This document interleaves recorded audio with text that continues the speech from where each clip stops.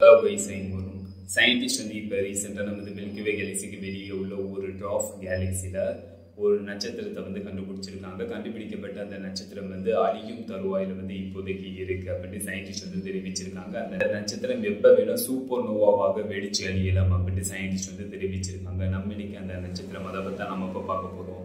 இந்த மாதிரி புது புது அப்டேட்டை நீங்கள் பார்க்கணும், மறக்காம இந்த சேனல் வந்து சப்ஸ்கிரைப் பண்ணுங்க. இப்போ அவங்க டீட்டெயிலாக பார்ப்போம். யூரோப்பியன் சதர்ன் அப்சர்வேட்டரியோட வெரி லார்ஜ் டெலஸ்கோப் மூலம் சயின்டிஸ்ட் வந்து WOHG64 எனும் நட்சத்திரத்தை வந்து கண்டுபிடிச்சிருக்காங்க. இந்த நட்சத்திரம் நமது மில்கிவே கேலக்சிக்கு வெளியே இருக்கிற லார்ஜ் மெகலானிக் கிளவுட் எனும் சிறிய அளவுள்ள ட்ராஃப் கேலக்சியில் இந்த நட்சத்திரம் வந்து அமைஞ்சிருக்கு. இந்த WOHG64 இந்த நட்சத்திரம் நமது பூமியிலிருந்து 1,60,000 லைட் எரிசத்தில் இந்த நட்சத்திரம் வந்து அமைஞ்சிருக்கு.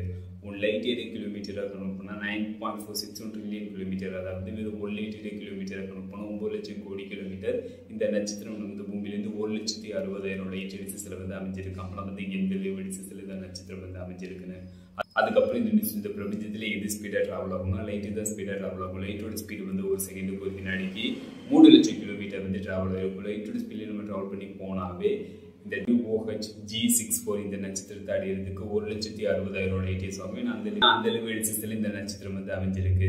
இந்த WOHG64 இந்த நட்சத்திரத்தோட டேட்டாவை இப்போ ரீசெண்டாக சயின்டிஸ்ட் வந்து கலெக்ட் பண்ணியிருக்காங்க. அந்த டேட்டா மூலம் சயின்டிஸ்ட் வந்து என்ன கண்டுபிடிச்சிருக்காங்க அப்படின்னு கேட்டீங்கன்னா, இந்த WOHG64 இந்த நட்சத்திரம் வந்து நட்சத்திரங்களின் நிறையை விட 8 மடங்குலேருந்து 30 மடங்கு நிறைய உள்ள நட்சத்திரமாக இந்த நட்சத்திரம் வந்து இருந்திருக்கு அப்படின்ட்டு சயின்டிஸ்ட் வந்து கண்டுபிடிச்சிருக்காங்க. அதுக்கப்புறம் இந்த நட்சத்திரம் வந்து இப்போதைக்கு அழியும் தருவாயில வந்து இருக்கு அப்படின்ட்டு சயின்டிஸ்ட் வந்து தெரிவிச்சிருக்காங்க. இந்த நட்சத்திரம் எப்போ வேணா வெடிச்சு அழியலாம், இந்த நட்சத்திரம் எப்போ வேணா சூப்பர்னோவாவாக மாறலாம் அப்படின்ட்டு சயின்டிஸ்ட் வந்து தெரிவிச்சிருக்காங்க.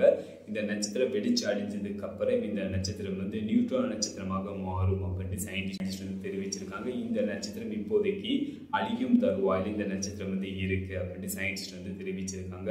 இந்த நட்சத்திரம் வந்து சூரியனை விட 2000 மடங்கு மிகப்பெரிய அளவு உள்ளதாக இருக்கு. இதெல்லாம் இந்த டேட்டா மூலம் சயின்டிஸ்ட் வந்து கண்டுபிடிச்சிருக்காங்க. நட்சத்திரங்களின் நிறையை விட 30 மடங்கு அதிகமான நிறைய கொண்டுள்ள நட்சத்திரம் வந்து அது அழித்திரம் வெடிச்சு அழிஞ்சதுக்கு அப்புறம் அந்த நட்சத்திரம் வந்து பிளாக் ஹோல்ஸா மாறும் அப்படின்னு சயின்டிஸ்ட் வந்து தெரிவிச்சிருக்காங்க. நட்சத்திரங்களின் நிறையை விட 8 மடங்கு குறைவான நிறைய கொண்டுள்ள நட்சத்திரம் அந்த நட்சத்திரம் அழிஞ்சதுக்கு அப்புறம் ஒயிட் ஆஃப் நட்சத்திரமா மாறும் அப்படின்னு சயின்டிஸ்ட் வந்து தெரிவிச்சிருக்காங்க. நமது சூரியன் வந்து சிறிய அளவுள்ள நட்சத்திரம், நமது சூரியன் அழிஞ்சதுக்கு அப்புறம் நமது சூரியன் வந்து ஒயிட் ஆஃப் நட்சத்திரமாக மாறும்.